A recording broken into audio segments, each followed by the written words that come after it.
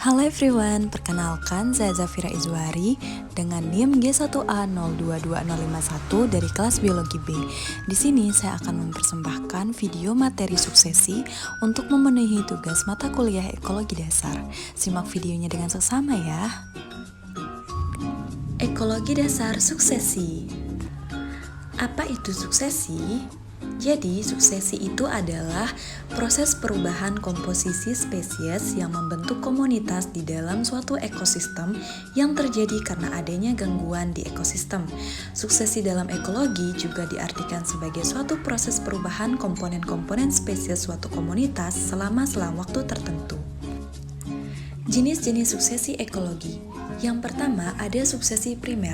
Jadi suksesi primer ini adalah munculnya suatu komunitas baru pada suatu daerah yang sebelumnya tidak terdapat komunitas.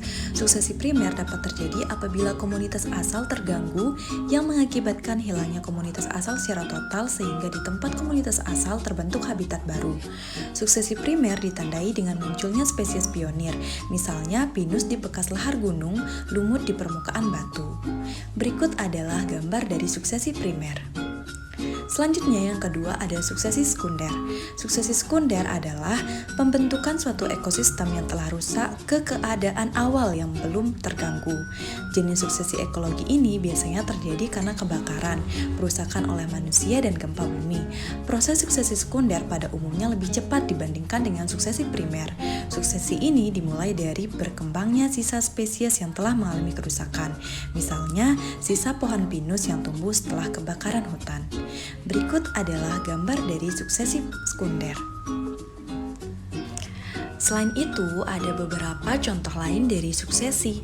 Di antaranya ada suksesi autogenik, suksesi siklik, suksesi alogenik, suksesi autotropik, suksesi heterotropik, suksesi terinduksi, suksesi retrogresif, dan yang terakhir adalah suksesi terarah.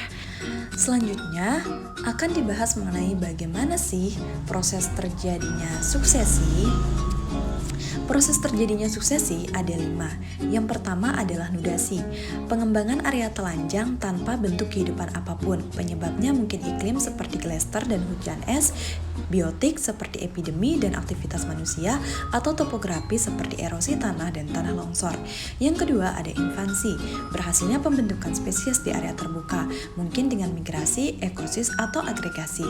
Yang ketiga kompetisi, ini melibatkan pengembangan intraspesifik serta interspesifik anggota. Persaingan terjadi karena terbatasnya makanan dan tempat. Yang keempat ada reaksi, ini melibatkan modifikasi lingkungan melalui pengaruh kehidupan organisme.